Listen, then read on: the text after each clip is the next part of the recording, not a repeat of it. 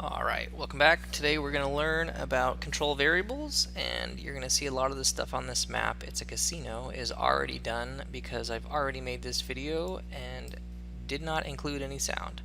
So we're just going to go back through the events and I will show you how to use control variables, and they work a lot of times with common events. So first and foremost, we're going to make a slot machine. So we're going to go to Tools, we're going to go to Database, and we're going to go to Common Events. So here we are, slot machine. And so all you're going to do is double click, and it's already there, but I'll show you how I did it. And you're going to go to page 1, go to control variables, and what you want is you want a range of numbers basically, and that's what it's going to give us.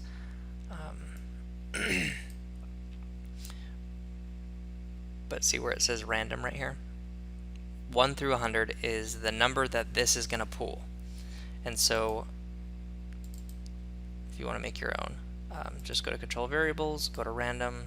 I went 1 through 100, through 1,000, whatever. And so that's what you'll do first.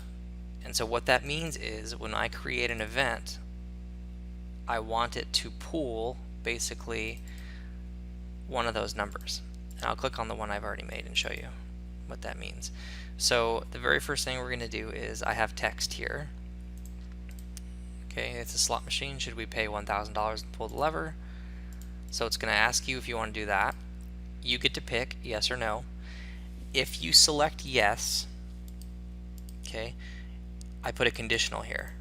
The conditional is if you have enough gold. So if your gold is less than or equal to 999, meaning you don't have the 1,000 to play, it's not going to let you.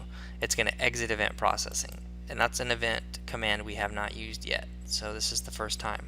So anytime you give someone choices, if it doesn't work out to where they have the money to do something, or they have the item to do something, or just anything like that, use that one. It'll exit and you don't have to worry about anything else. And that's right here on flow control, page 1. So exit event processing, and then that's going to end. The next conditional I put in is if the gold is greater or equal to 1,000, that means they can participate. Change gold, so we're actually going to take the gold from them so they can play the slot machine. We're going to assume they put it in. The common event we just made, where this is essentially just giving us a random number between 1 and 100, that just puts the number there in this stream of commands. And then this is where we are using a variable. So if variable slot machine is greater or equal to our constant of 75, we win. So basically, since this is pulling a random number between 1 and 100, and it's going to be random every single time, this means that they essentially have a 25% chance of winning. And so when they do win, it's going to go sound, wait, sound, wait, sound, wait. So it's just going to be ding, ding, ding, ding, ding. And then the text is going to pop up that says you won $10,000, and then change gold plus 10,000. You're going to want to do some research on casino odds if you're going to make a casino to try to make it as realistic as possible, and then sit there and really play it for about 10 or 20 minutes to see how much money you win or lose. And what you want is you basically want them to break even over the course of that time, so that it takes a little bit of luck to actually win pretty big. So with these odds, I'm going to lose 75. If I play it 100 times, I'm going to lose 75 times, which is going to cost me 75,000. I'm going to win 25 times, and I'm winning $10,000 a pop. So you can see I'm coming out way ahead. So I would not actually put this slot machine in my game. I would probably change this to 5,000. Alright, so it's going to take your gold, it's going to do it, and then if it does not come up, so on this one, I have create else branch. And what that means is it's saying during the times that the slot machine is greater or equal to 75, this is what happens. The else branch says what happens if that number is not in that range. What if it is 1 to 74? Then this is going to pop up. It just says we did not win, and then it's going to end. And then it says win, no. That goes back up here to show choices. So you can see how it takes this entire thing. When yes, it's going to go through all these commands if you hit yes. If you hit no, it just ends, and that's it. So you create the common event that pulls the random number, and then the variable, and if you wanted to get even fancier, you could. So where it says if gold is greater or equal to 1,000, blah, blah, blah, you could also make it, you can also throw in down here, if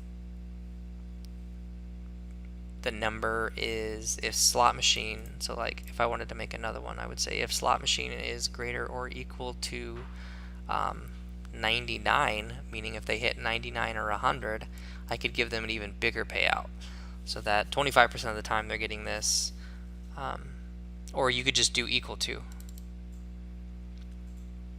So let's see, control variables. If slot machine is, no, we're doing conditional. So it says if slot machine equals 100,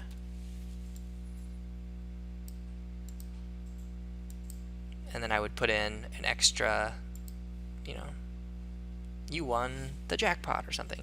And I wouldn't do that with 1 through 100, but maybe with 1 through 1,000 it might be worth doing, because then you have players that at some point in your game they're probably going to have a lot of money and want to gamble. And you could even do a really cheap $1 slot machine that's, you know, a 1 in a million that just takes forever to hit the jackpot.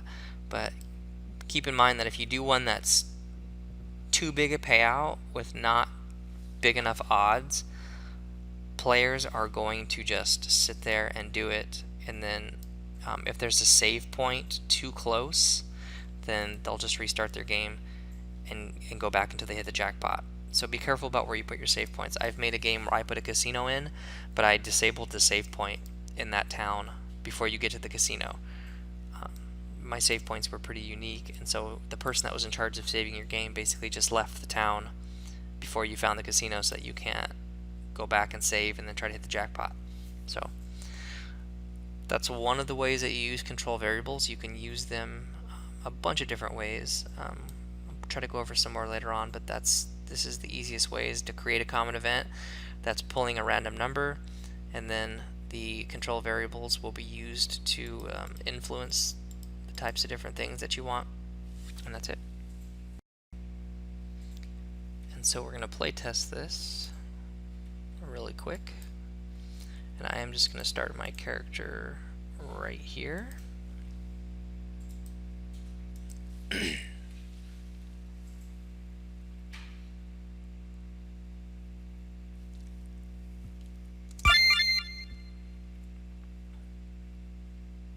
Alright, so I put this here so I could get some money.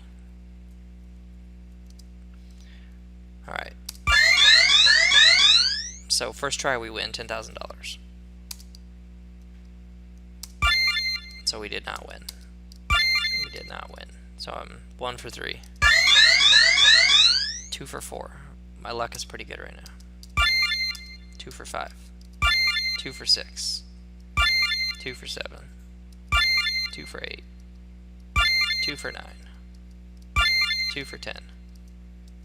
2 for 11. 2 for 12. So 3 for 13. So I've put in $13,000, but I've also won $30,000. So I'm up. So I would fix this if this was actually in my game. Or if you want people to be able to win money and spend all day in here and become bajillionaires, that's fine too. But that's basically what the event that we just created looks like.